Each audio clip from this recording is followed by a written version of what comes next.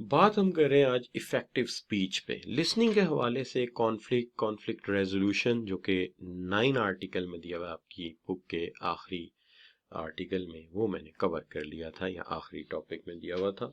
हमने इसको पहले कवर किया था चूंकि इस चैप्टर का मोस्ट इंपॉर्टेंट टॉपिक था conflict resolution and conflict resolution strategies. Most important topic था, इसलिए हमने इसको पहले कवर कर लिया था ताकि इसके अंदर कोई इश्यू ना आए आप लोगों को। तो आज हमारा टॉपिक जो है वो है इफेक्टिव की। जो एक चार्टर्ड अकाउंटेंट की जो लाइफ है उसके अंदर उसको बहुत दफ़ा अपने सबऑर्डिनेट्स को, अपने जो है यंग ऑडिट पार्टनर्स को, या अपने नए आने वाले स्टूडेंट जो भी आप कह लीजिए कि कैंडिडेट्स होते हैं जो सीए इंटर करके आते हैं, उनको बेशुमार दफ़ा कोचिंग करनी पड़ती है। उन्हें भी लेक्चर देना पड़ता है, जैसे हम आम टीचर जो हैं वो लेक्चर देते हैं तो उनको भी प्रिंसिपल्स वगैरह समझाने पड़ते हैं। तो इसलिए जो चार्टर्ड अकाउंटेंट है उसके कोर्स में ये चीज़ शामिल की गई है कि उसे लेक्चर देने का तरीका आता हो, उसे ये पता हो कि एक इफ़ेक्टिव लेक्चर कैसे दिया जा सकता है, एक इफ़ेक्टिव स्पीच किस तरह से कंडक्ट की जा सकती है। तो इसलिए एक चार्टर्ड अकाउंटेंट के लिए ये लाजमन है कि वो इस आर्ट को सीखे, और ये आर्ट यकीनन उसके लिए बड़ा मफीद है और उसकी सक्सेस को इंश्योर करता है। देयरफॉर इसको लाजमन हिस्सा बनाया गया है आपके इस कोर्स का। तो चलिए चलते हैं और देखते हैं कि एक इफ़ेक्टिव स्पीच किस तरह से दी जाती है, किस तरह कंडक्ट की जाती है। आखिर ये टीचर्स के पास कौन सा राज है जिसकी मदद से ये एक इफ़ेक्टिव स्पीच या एक इफ़ेक्टिव लेक्चर बनाने में कामयाब हो जाते हैं। तो आज हम इन असूलों को सीखेंगे जो कि इफ़ेक्टिव स्पीच के हवाले से। सबसे पहली बात तो ये कि की पर्पस। हमें किसी भी स्पीच को या लेक्चर को डिज़ाइन करने से पहले इस चीज़ का ख्याल रखना चाहिए कि हम बुनियादी प्रिंसिपल जब सीख रहे हैं तो उसके अंदर सबसे पहला प्रिंसिपल ये है कि हमें मकसद का ख्याल होना चाहिए कि हमारे इस लेक्चर का मकसद क्या है, इसका पर्पस क्या है, और हमें एक्चुअली जो पर्पस है वो हमारा गोल है, वो हमारा गोल है। और ये वो गोल है जो जॉइंट गोल है। जॉइंट गोल का मतलब ये स्पीकर का भी यही गोल है और जो अटेंडीज है उनका भी यही गोल है। मिसाल के तौर पे मेरा मकसद क्या है कि आप पास हो जाएं, और आपका मकसद क्या है? आपका मकसद भी है कि आप क्वालिफाई कर जाएं। तो लिहाजा आप ये कह सकते हैं कि ऑडियंस के हवाले से हमें ये क्लियर होना चाहिए कि हम किस की पॉइंट के ऊपर इकट्ठे हुए हैं। हमारा पर्पस ऑफ स्पीच जो है वो अपने की पर्पस के अराउंड घूमना चाहिए, यानी जो भी बात होनी चाहिए वो इसी के ऊपर होनी चाहिए। और जितना हमें अपने गोल का, मकसद का, पर्पस का, मंजिल का ख्याल रहेगा, जितना हमें इसका ख्याल रहेगा उतना ही हम इधर उधर की बातें नहीं करेंगे, बल्कि उसी के हवाले से हम आपको मालूमात देंगे, इन्फॉर्मिंग करेंगे, उसी के हवाले से हम परस्यूइंग करेंगे, मोटिवेटिंग करेंगे और इंटरटेनिंग करेंगे। अगर इसका मतलब अगर कोई इसके अंदर कोई आता भी है कोई इंटरटेनिंग पॉइंट, तो वो इसके अंदर से ही आएगा, बाहर से नहीं आएगा। तो इन्फॉर्मिंग का मतलब है मालूमात देना, परस्यूइंग का मतलब है किसी चीज के लिए जद्दोजहद करना, कोशिश करना, परस्यू करना, और मोटिवेटिंग का मतलब है किसी को जो है वो मोटिवेट करना या किसी की हिम्मत बढ़ाना, और इंटरटेनिंग का मतलब है अगर कोई फनी या कोई ऐसी बात है तो वो की जा सके। तो जो कुछ भी है वो पर्पस से हटना नहीं चाहिए, वो पर्पस से मुतल्लिका ही रहना चाहिए। तो पहली बात तो ये है कि क्या हमारे बच्चों को ये बात समझ आई है कि जब भी आप कोई लेक्चर तैयार करेंगे तो हमेशा मकसद को फोकस। असूल या प्रिंसिपल ये है कि अपनी जो ऑडियंस है उसके बारे में ज्यादा मालूमात इकट्ठी करें। हमारी ऑडियंस का बुनियादी तौर पे लेवल क्या है, लेवल क्या है, उसकी सतह इल्म क्या है। तो आप हमेशा याद रखिए कि once you done the purpose you should know your audience. Audience के मुतालिक आपको ये पता होना चाहिए कि उनकी सोच कैसी है, उनकी ज़रूरत क्या है, उनका इंटरेस्ट क्या है, किस चीज़ की उनकी ज़रूरत है, किस चीज़ की उनकी इंटरेस्ट है। अगर उनकी नीड और उनका इंटरेस्ट समझ आ जाए, उनकी दिलचस्पी समझ आ जाए, तो मामला बड़ा आसान हो जाएगा। फिर हम जो कुछ भी प्रिपेयर करेंगे, एग्जाम्पल्स वगैरह जो भी हैं, वो उनके उसी इंटरेस्ट के मुताबिक देंगे। तो हम उसको प्रिपेयर करेंगे, इनकरेज करेंगे। इस तरह ऑडियंस में एक्सेप्टेंस ज़्यादा आ जाएगी, वो ज़्यादा एक्सेप्टेंस करेंगे इस चीज़ की जो आप बताना चाहें। पहली बात यह है कि आपको प्लान करना है, प्रिपेयर करना है और इसकी प्रैक्टिस करनी है। सवाल यह है कि हम किस तरह प्लान कर सकते हैं, किस तरह प्रिपेयर कर सकते हैं, किस तरह प्रैक्टिस कर सकते हैं। पहली बात तो यह है कि हमें अपनी स्पीच जो है उसको प्लान करना चाहिए। प्लान करना चाहिए कि इतने वक्त में इतना बड़ा कंटेंट या इतना कंटेंट हम किस तरह से डिलीवर करेंगे, यानी इसका कोई सोच होनी चाहिए हमारे अंदर। दूसरी चीज इसके अंदर आनी चाहिए कि जो भी हमने कहना है उसकी एक आउटलाइन बना ले। आउटलाइन का मतलब है पहला कंटेंट क्या होगा, दूसरा कंटेंट क्या होगा, तीसरा कंटेंट क्या होगा, जिस पे बात करेंगे, एक आउटलाइन बना ले। उसके बाद अगर ज़रूरत है तो इसके अंदर विजुअल एड यानी कोई मल्टीमीडिया स्लाइड्स वगैरह चाहिए तो वो भी ऐड करें। तो पहली बात क्या है, आप स्पीच का टाइम कंस्ट्रेंट देख लें कि इतने टाइम में आपने क्या कहना है। दूसरी बात यह है कि आप परफेक्टली प्रिपेयर करें, आउटलाइन उसमें कोई चीज़ मिस ना हो कि ये बातें कहनी है। और प्रिपेयर करते वक्त कोशिश करें कि आप विजुअल एड की ज़रूरत है तो उसको ज़रूर लें। उसके साथ साथ कोशिश करें कि नोट्स ज़रूर बना लें। अपने नोट्स इसलिए बना लिए जाएं कि जब आप ऑडियंस के सामने होते हैं और कोई बात आपको उस वक्त स्किप हो जाती है, तो एक तो आपको एतमाद हो कि आप अपने नोट्स को देखते रहें, आपको पता हो कि यार इसमें कोई चीज़ स्किप तो नहीं है, और स्किप होगी भी नहीं, और एक एतमाद भी रहेगा। क्योंकि देखिए, इंसान ब्रेन पे ज़्यादा भरोसा ना करे तो अच्छा होता है। लेक्चर में हमारे यहाँ एक मिस परसेप्शन फैलाया गया है कि अच्छा स्पीकर वो है जो जुबानी बोलता है। नहीं नहीं, दुनिया में इस बात को गलत समझा जाता है। बगैर लिखे अगर कोई बात कर रहा है तो वो समझौता करेगा, जहां भूलेगा। ऐसी बात नहीं कि इंसान भूलते नहीं है, टर्मिनोलॉजी भूलती है, चीजें भूलती हैं। इंसान की मेमोरी के बारे में आप खुद ह्यूमन है, आप जानते हैं लिमिटेशन को। सुपर नेचुरल कोई नहीं होती बात। लिहाजा ये सुपर नेचुरलिज्म जो है ये गलत है हमारे मुआशरे में। हमारे मुआशरे में ये कि अगर टीचर जुबानी पढ़ा रहा है तो वो बड़ा समझदार है, उसको बड़ी चीजें जुबानी आती नहीं। ऐसा नहीं, अगर वो जुबानी पढ़ा रहा है तो प्रीवियस नॉलेज पे बेस कर रहा है जो उसने लास्ट ईयर याद किया था या उससे लास्ट ईयर याद किया था। अगर कोई बंदा फ्रेश नॉलेज दे रहा है तो वो लिख के लाएगा और आज भी नोट्स को देखेगा कि क्या चीज मुझे पढ़ानी है। चले फर्ज कीजिए मैं एक टॉपिक पढ़ा रहा हूँ, मान लिया कि मुझे टॉपिक जुबानी आ गया, मैंने पढ़ा दिया। अब मुझे बताइए, लास्ट ईयर पेपर में जो सवाल आए थे क्या वो भी मुझे जुबानी याद होंगे? उससे लास्ट ईयर जो क्वेश्चन बैंक में अपडेट हुआ था क्या वो भी मुझे जुबानी याद होगा? तो ऐसा नहीं है। आपको करना क्या चाहिए, आपको टाइम कंस्ट्रेंट के मुताबिक आउटलाइन बनानी चाहिए। आउटलाइन के मुताबिक आपको अगर विजुअल एड चाहिए, नेसेसरी है तो ठीक है, वरना रहने दें। लेकिन आप अपने नोट्स जरूर अपडेट करें ताकि उस वक्त आपको दिक्कत ना हो अगर कोई चीज़ भूल जाए। और फिर उसके बाद याद रखिए कि कोई भी इंसान पहली दफ़ा कलम उठाए और शाहकार तस्वीर बना दे, कोई भी इंसान पहली दफ़ा कंटेंट लेके जाए और बेहतरीन डिलीवर कर दे, मुश्किल बात। लिहाजा इसकी एक रिहर्सल हो जानी चाहिए, इसकी एक रिहर्सल हो जानी चाहिए। मिसाल के तौर पे अगर आप देखेंगे जिस रूम में मैं इस वक्त लेक्चर देता हूँ, इसके लेफ्ट हैंड साइड पे एक व्हाइट बोर्ड लगा हुआ है। ठीक है जी, ये व्हाइट बोर्ड इसलिए है कि जो जो काम मैंने करने होते हैं आमतौर पे मैं इस पे लिख लेता हूँ।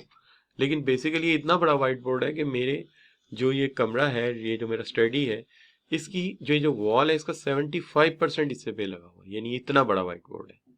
ये तकरीबन आपके क्लास के व्हाइट बोर्ड से 1/2 हो सकता है, मिनिमम आधा होगा। और उसके सामने एक शीशा लगा हुआ है, वो शीशा इससे 1/4 साइज का है मेरे ख्याल में। लेकिन वो इसलिए लगा हुआ है कि कोई रिहर्सल करनी हो तो आप यहाँ रिहर्सल कर सकते हैं। आल दो मैं करता नहीं हूँ, लेकिन प्रिपेयर सारा कुछ किया हुआ है। तो कहने का मतलब ये है कि एक तरफ आपका वो लैब है जहाँ पे जाके आप एक रिहर्सल कर लेते हैं शीशे के सामने खड़े होके। दूसरी बात ये, if you can calculate your presentation before others, इसका फायदा ये होता है कि आप अपनी प्रेजेंटेशन को कैलकुलेट कर लेते हैं बिफोर, दूसरों के सामने जाने से पहले, और आपको पता लग जाता है यहाँ यहाँ चेंजेस करने की जरूरत है। इंट्रोडक्टरी पार्ट बड़ा इंपॉर्टेंट होता है, ठीक है ना, कि आप क्या पढ़ाने जा रहे हैं। जैसे मैंने आज इंट्रोडक्टरी पार्ट दिया, क्या कहा मैंने, कहा जी स्पीच जो है उसका आपकी फील्ड से ताल्लुक क्या है। हालांकि ये किताब में नहीं लिखा, लेकिन मैंने आपको बताया कि चार्टर्ड अकाउंटेंट को ये काम करने पड़ते हैं, इसलिए उन्हें लेक्चर देना पड़ता है। तो ये बड़ा इंपॉर्टेंट है कि बच्चे के जहन में पहले एक एक्सेप्टेंस पैदा की जाए कि टॉपिक फजूल नहीं है, टॉपिक हमारे काम का है और इसे आगे चल के हमारी लाइफ में बड़ा इंपॉर्टेंट रोल प्ले करना है। तो ये चीज़ होती है, आप इंट्रोडक्शन बड़ा इंपॉर्टेंट है। और फिर उसके अंदर इंटरेस्ट ऑफ द ऑडियंस, इस तरह आप इंटरेस्ट भी ऑडियंस का विन करते हैं। वक्तन फक्तन लेक्चर्स में चुटकुले भी छोड़े जाते हैं, रिलेटेड बात भी होती है। जैसे आज वो हम इकोनॉमिक्स में पढ़ रहे थे एक चीज़, तो वहाँ अपॉर्चुनिटी कॉस्ट का जिक्र है। तो अपॉर्चुनिटी कॉस्ट में हम कुछ गिव एंड टेक करते हैं, यानी कुछ दे के कुछ लेते हैं।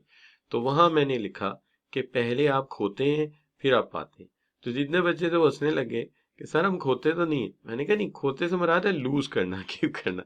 तो यू सी कि हालांकि कि मैंने बाई चांस बोल दिया कि पहले आप खोते हैं फिर आप पाते हैं, तो वो बच्चों को याद भी हो गया, चूंकि उन्हें पता है ये बात, तो वो याद हो गया, अच्छा खोते पहले पाते बाद में। तो इस तरह तो आप छोटे छोटे चुटकुले भी छोड़ते हैं। फिर इसके बाद ये है कि इन्हांस करते हैं आप योर क्रेडिबिलिटी। अगर आप मुसलसल सही बात करते रहते हैं, चीज़ें सही डिलीवर करते हैं, तो आपकी क्रेडिबिलिटी तो बनती है। आप वीडियोस बना रहे हैं, आप मुसलसल बच्चों को हेल्प आउट कर रहे हैं, तो your effort is being admired. And you see prepare audience for what is coming ahead. जो आने वाला है उससे पहले तैयार करें। क्योंकि गाड़ी अगर आपने हाइट पे लेके जानी, तो आपको पहले से गियर एडजस्ट कर लेना चाहिए। हाइट पे चढ़ते हुए फोर्थ गियर से दूसरे पे लाएंगे, गाड़ी पीछे को जाना शुरू हो जाएगी। इसी तरह लोगों की मेमोरीज है कि आपको पहले से देखना पड़ेगा कितनी हाइट पे लेके जाना है, तो उसकी तैयारी करनी होगी।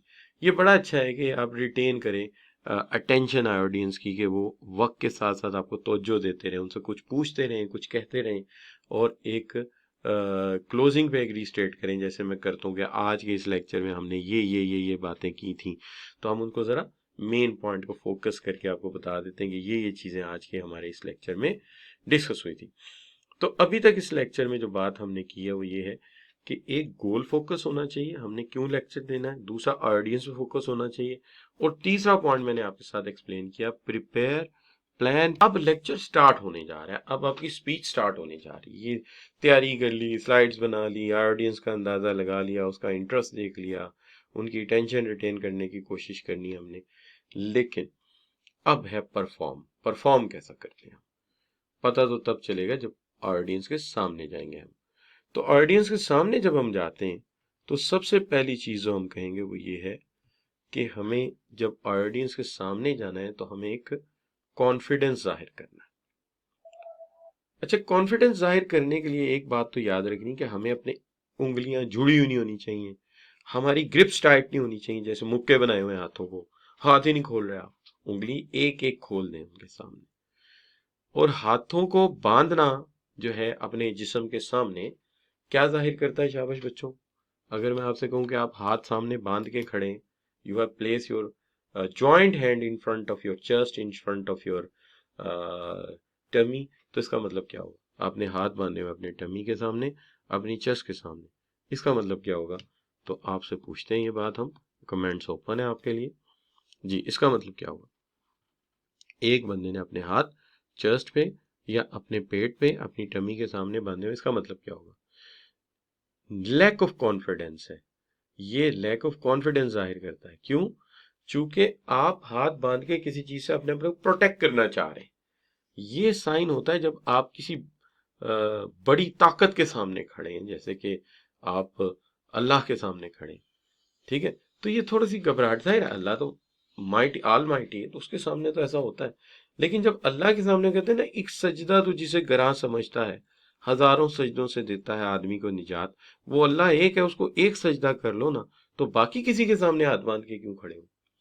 तो फिर आप हाथ खोल के खड़े हो, उनसे डरने की कोई जरूरत नहीं है। पॉकेट्स में हाथ रखना क्या होता है? पॉकेट्स में हाथ रख जी शाबाश। If you put your hand in your pocket, what does it means? शाबाश, what does it means? It means you are again जो है कॉन्फिडेंट नहीं है, आप कॉन्फिडेंस को लूज कर रहे हैं। तो हाथ सामने बांधना, हाथ पेट पे बांधना या जेब में हाथ रखना नर्वस साइन होता है। उंगलियां खुली, हाथ खुले, आर्म्स खुले, कॉन्फिडेंट साइन होता है, कॉन्फिडेंट साइन होता है। तो हमने अपनी ऑडियंस के सामने पॉकेट में हाथ नहीं रखने, पेट पे हाथ नहीं बांधने, चेस्ट पे हाथ नहीं बांधने, उंगलियां बहुत ज्यादा जोड़ के नहीं रखनी, मुट्ठियां बंद नहीं रखनी। हमने शो करना है कि we are open for you, हम ओपन हैं। तो ये चीज होगी। तो इसके लिए हमें एनफ प्रैक्टिस करनी चाहिए, और अगर हमारी ये हैबिचुअल है तो इन्हें हमें हटाना पड़ेगा। अब देखिए कितनी बातें आज मैं आपकी ठीक कर रहा हूं कि ये चीजें ना किया करें आप, ठीक है? आवाम के सामने, लोगों के सामने। Stay calm and escape anxiety. Anxiety को हटाएं अपने सामने से, काम खड़े हो, कूल खड़े हो, रिलैक्स खड़े हो, और B genuine and just be yourself. देखिए मैं आपसे एक सवाल करता हूं। मैं एक साहब थे, वो चार्टेड अकाउंटेंट थे, मैं उनको ट्रेनिंग दे रहा था टीचिंग की। तो he was a teacher of audit, audit के टीचर थे, मैं ट्रेनिंग दे रहा था। तो वो बहुत कम मुनासिब सी बात कर रहे थे। मैंने उनसे पूछा, मैंने कहा सर एक सवाल है आपसे। उन्होंने कहा क्या? मैंने कहा आप कोई झूठ बोल रहे हैं? कह रहे नहीं। तो मैंने कहा आप कोई बात जो है उसमें कोई मैनिपुलेशन कर रहे हैं, यानी मिलावट कर रहे हैं? कह रहे नहीं। तो मैंने कहा आप खुल के बोलें, सच सच को सांझ को आंच नहीं होती, आप खुल के बोलें। क्यों? जब हम झूठ नहीं बोल रहे, हम बात सच कर रहे हैं, बात हक की कर रहे हैं, बात हमारी ठीक है, तो हमें क्या जरूरत है हम नर्वस हो? हम एंग्जाइटी नहीं लाएंगे चूंकि हम सच बोलते हैं। लिहाजा क्या हो गया कि आपने जब बात करनी है तो आपने ये देखना है कि आप सच बोल रहे हैं, आप सही बोल रहे हैं तो ऊंचा बोलें। ठीक है? तो ये वो शख्स है जो कि मतलब फिर बाद में छा गया फील्ड में। है, अब मैं नाम तो नहीं बता सकता। ठीक है जी। तो बाकी जो बच्चे हैं उनको अच्छी बात भी बताई जाए तो वो ऐसे चवल हैं कि वो इस तरह की बातें लिखते हैं जैसी स्क्रीन पे आपको नजर आती हैं। क्या किया जा सकता है? कहते हैं ना कि जो नेचुरल प्रॉब्लम होते हैं उनको रिजॉल्व करना बड़ा मुश्किल काम है। एनीवे, अच्छा जी, फितरी मसले। अच्छा, और वो फितरी मसले क्यों होते हैं? जाहिर है मैं क्लास पढ़ा सकता हूँ, आपको नॉलेज दे सकता हूँ, आपको अच्छी बात बता सकता हूँ, माहौल तो नहीं चेंज किया जा सकता ना। क्या करे इंसान? अच्छा बच्चों, इतने अच्छे आपके पेरेंट्स हैं, इतने अच्छे, फिर भी पता नहीं क्यों आप इस तरह की बातें करते हैं। मेंटेन ए सॉलिड आई कांटेक्ट। देखिए, नजर वो चुराएगा जिसको कोई मसला है, वरना हर एक की आंखों में आंखें डाल के बात करनी चाहिए। और बॉडी लैंग्वेज बड़ा मैटर करता है आपका। और then you make your audience feel that you are perfectly relaxed. आपकी ऑडियंस को पता चलना चाहिए आप रिलैक्स्ड हैं और क्वेश्चन आंसर का कोई मामला नहीं है, इजाजत देनी चाहिए। लेकिन ये नहीं है कि आप लेक्चर दे रहे हैं बीच में, वो सर जरा खलो जाओ पहले मेरी गल सुन लो, ये नहीं होता। You should be wait for the pause and when you set for the pause आप अपनी बात कहने के बाद कहें अच्छा जी आप करें जी सवाल, कोई मसला नहीं। तो ये होना चाहिए। अब ये रिक्वायर अ क्लियर माइंड। देखिए जब आप बात कर रहे हैं तो आपका माइंड बिल्कुल क्लियर होना चाहिए। क्यों? कि आप जो बात कह रहे हैं सिर्फ वही बात आप कन्वे करें, दूसरी बात कहने की जरूरत नहीं होती। यानी मिसाल के तौर पर फर्ज कीजिए मैं आपको अपॉर्चुनिटी कॉस्ट पढ़ा रहा हूं, तो I should talk about opportunity cost. मैं स्पीच की बात कर रहा हूं, मुझे स्पीच पे ही बात करनी चाहिए, बाकी किसी चीज पे बात नहीं करनी चाहिए। I should stay on the point, मुझे अपने पॉइंट पे स्टे करना चाहिए। और एक वक्त में दो बातें नहीं सोचनी चाहिए, जो बात कहनी है उसी पे फोकस कीजिए। तो यहाँ पे बच्चों में इस टॉपिक